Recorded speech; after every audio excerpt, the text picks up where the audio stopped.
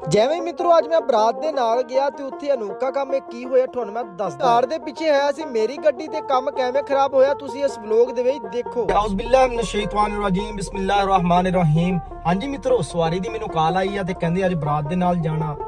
ਮੈਂ ਕਿਹਾ ਮੈਂ ਰੈਡੀ ਆ, ਤੁਸੀਂ ਰੈਡੀ ਆ? ਕਹਿੰਦੇ ਆਜੋ ਭਾਜੀ, ਜਲਦੀ ਜਲਦੀ ਬਰਾਤ ਤਿਆਰ ਆ, ਚੱਲਦੇ ਆ ਹੁਣ ਭਾਜੀ। ਨਾਲ ਆਓ, ਤੁਹਾਡੇ ਗਿਆ ਤਾਂ ਤੁਸੀਂ ਮੇਰੇ ਨਾਲ ਆਓ ਤੇ ਕਰਦੇ ਆ ਰਗੜਾ। ਅੱਜ ਕਹਿੰਦੇ ਖਾਣ ਪੀਣ ਨੂੰ ਖੁੱਲਾ ਹੀ ਦਵਾਂਗੇ ਕਿਉਂਕਿ ਕਹਿੰਦੇ ਨਿਜ਼ਾਮ ਬੜਾ ਟਾਈਟ ਆ, ਉੱਥੇ ਜਾ ਕੇ ਦੇਖਣਾ ਪੈਣਾ। ਜਦੋਂ ਕਹਿੰਦੇ ਆ ਨਾ ਨਿਜ਼ਾਮ ਟਾਈਟ ਆ ਉਦੋਂ ਭਾਈ ਮੋਏ ਮੋਏ ਹੋ ਜਾਂਦਾ।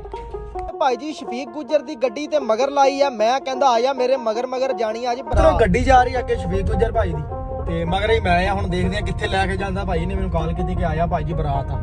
ਮੈਂ ਵੀ ਫਿਰ ਨਾ ਨਹੀਂ ਕੀਤੀ, ਮੈਂ ਕਿਹਾ ਜਾਣ ਦਿਓ ਸ਼ਫੀਕ ਸਾਹਿਬ ਜਿੱਦਣ ਨੂੰ ਜਾਣਾ ਹੈ। ਭਾਜੀ ਸਾਡੀ ਬ੍ਰੇਕ ਲੱਗੀ ਆ 100 ਚੱਕ ਦੇ ਵਿੱਚ, ਨਾਲ ਹੀ ਆ ਗਏ ਸ਼ਫੀਕ ਗੁੱਜਰ ਸਾਹਿਬ ਥੱਲੇ ਨੂੰ। ਮੈਂ ਕਿਹਾ ਸ਼ਫੀਕ ਸਾਹਿਬ ਭੁੱਖ ਬਹੁਤ ਲੱਗੀ ਆ ਤੇ ਜਲਦੀ ਜਲਦੀ ਬਰਾਤ ਪਿੰਡੋਂ ਰਵਾਨਾ ਕਰੋ। ਤੇ ਭਾਜੀ ਜਾ ਕੇ ਟੈਕਸੀ ਡਰਾਈਵਰਾਂ ਨਾਲ ਕੀਤੀ ਮੁਲਾਕਾਤ, ਮੈਨੂੰ ਲੱਗਦਾ ਸੀ ਕਾਫੀ ਜਲਦੀ ਆ ਗਏ ਯਾਰ। ਭਾਜੀ ਬਰਾਤ ਦੀਆਂ ਗੱਡੀਆਂ ਪੂਰੀਆਂ ਨਹੀਂ ਹੋਈਆਂ, ਚਲੋ ਖੈਰ ਆਇਆ ਜੀ ਮਿੱਤਰੋ ਦੁੱਲੇ ਵਾਲੀ ਕਾਰ। ਭਾਈ ਜੀ ਵੱਡੀਆਂ ਗੱਡੀਆਂ ਦੇ ਨਾਮ ਵੀ ਨਹੀਂ ਪਤਾ, ਭਾਜੀ ਸੁਣਿਆ ਆ ਕਿ ਇਹਨੂੰ ਫਾਰਚੂਨਰ ਕਹਿੰਦੇ ਆ। ਭਾਜੀ ਪਾਸਾ ਪਲਟਾਤਾ, ਇਹਦਾ ਮਤਲਬ ਆ ਬਰਾਤ ਥੋੜੀ ਦੇਰ ਨੂੰ ਰਵਾਨਾ ਹੋਣ ਲੱਗੀ ਆ। ਟੈਕਸੀ ਡਰਾਈਵਰ ਵੀ ਉੱਠ ਗਏ ਸਾਰੇ। ਭਾਈ ਜੀ ਕਿਵੇਂ ਲਾਈਨ ਦੇ ਵਿੱਚ ਲਾਤੀਆਂ ਗੱਡੀਆਂ, ਮੈਂ ਮਾਰੀ ਹੋਈ ਆ ਸਰਫ ਤੇ ਉਹ ਅੱਗੇ ਨੂੰ ਖੜੀ ਆ ਭਾਈ ਜੀ ਮੇਰੀ ਗੱਡੀ। ਭਾਈ ਜੀ ਪੂਰੀ ਤਰਤੀਬ ਦੇ ਨਾਲ ਜਾਣੀ ਅੱਜ ਬਰਾਤ। ਮੈਂ ਕਿਹਾ ਓਕੇ ਕਰੋ ਭਾਈ ਜੀ, ਤਰਤੀਬ ਦੇ ਨਾਲ ਹੀ ਬਰਾਤ ਸਜਦੀ ਆ। ਤੈਨੂੰ ਕਿਹਾ ਮੈਂ ਕਿਹਾ ਹੁਣ ਤਾਂ ਦੱਸ ਦੇ ਬਰਾਤ ਕਿੱਥੇ ਜਾਣੀ ਆ। ਕਹਿੰਦਾ ਮੈਂ ਬਰਾਤ ਦਾ ਨਹੀਂ ਦੱਸਣਾ ਭਾਈ ਜੀ ਕਿੱਥੇ ਜਾਣੀ ਆ, ਤੂੰ ਮਗਰ ਜਾਣਾ ਨਾਲ। ਟੈਕਸੀ ਡਰਾਈਵਰ ਆਪਣੀ ਸਵਾਰੀ ਪਾ ਕੇ ਤੇ ਭਾਈ ਜੀ ਫੁੱਲ ਤਰਤੀਬ ਦੇ ਨਾਲ ਹੁਣ ਨਿਕਲਣ ਲੱਗੀ ਆ ਜੀ ਪਿੰਡੋਂ ਬਰਾਤ ਦੇ ਨਾਲ। ਭਾਈ ਜੀ ਪਿੰਡੋਂ ਬਰਾਤ ਨਿਕਲ ਗਈ ਸੀ, ਲੇਕਿਨ ਸ਼ਫੀਕ ਨੇ ਮੈਨੂੰ ਇਹ ਨਹੀਂ ਦੱਸਿਆ ਕਿ ਬਰਾਤ ਕਿੱਥੇ ਜਾਣੀ ਜੀ। ਕਿਵੇਂ ਰੁਕ ਕੇ ਜਾ ਰਹੀ ਆ ਬਰਾਤ, ਮੈਨੂੰ ਲੱਗਦਾ ਨੇੜੇ ਹੀ ਜਾਣੀ ਆ। ਜਿਹੜਾ ਮਿੱਤਰੋ ਇੰਨਾ ਲੇਟ ਨਿਕਲੇ ਆ ਨਾ ਭਾਈ ਜੀ, ਹੁਣ ਪਤਾ ਲੱਗ ਹੀ ਗਿਆ ਕਿ ਕਿੱਥੇ ਆਈ ਆ ਬਰਾਤ। ਮਿੱਤਰੋ ਆਈ ਆ ਜੀ ਅਲ ਨੂਰ ਮੈਰਿਜ ਹਾਲ ਦੇ ਵਿੱਚ ਬਰਾਤ। ਮੈਰਿਜ ਹਾਲ ਆਏ ਆ ਨਾ ਅਸੀਂ, ਇਹ ਹੈਗਾ ਭਾਈ ਜੀ ਲਾਹੌਰ ਰੋਡ ਤੇ ਅੱਜ ਭਾਈ ਜੀ ਨਾਲ ਦੀ ਰੋਟੀ ਦਾ ਟੇਸਟ ਜੀ ਖਾ ਕੇ ਚੈੱਕ ਕਰਾਂਗੇ। ਗੱਡੀ ਚੋਂ ਲਾ ਲਿਆ ਸੀ ਤੇ ਫੁੱਲ ਭਾਰਾਂ ਨਾਲ ਭਾਈ ਜੀ ਪੈਸੇ ਦੀ ਕੀਤੀ ਜਾ ਰਹੀ ਸੀ ਬਰਸਾਤ।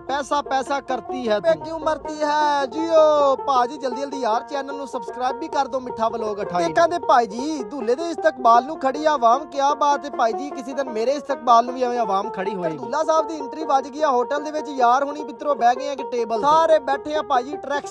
ਟੈਕਸੀ ਡਰਾਈਵਰ ਲੱਗੀ ਹੋਈ ਆ, ਇਸ ਕਰਕੇ ਭਾਈ ਜੀ ਵਲੋਗ ਦੇ ਵਿੱਚ ਥੋੜੀ ਜਿਹੀਆਂ ਖੱਚਾਂ ਵੱਜਣੀਆਂ। ਚਲੋ ਖੈਰ ਇੰਨੀਆਂ ਖੱਚਾਂ ਦਾ ਚੱਲਦੀਆਂ ਹੀ ਆ। ਹੋ ਗਿਆ ਸੀ ਤੇ ਹੁੰਦੀ ਪਈ ਸੀ ਦੁਆ। ਮੈਂ ਕਿਹਾ ਟੈਕਸੀ ਡਰਾਈਵਰੋ ਸਾਰੇ ਮੇਰੇ ਵਾਸਤੇ ਦੁਆ ਕਰ ਦੋ ਜਲਦੀ।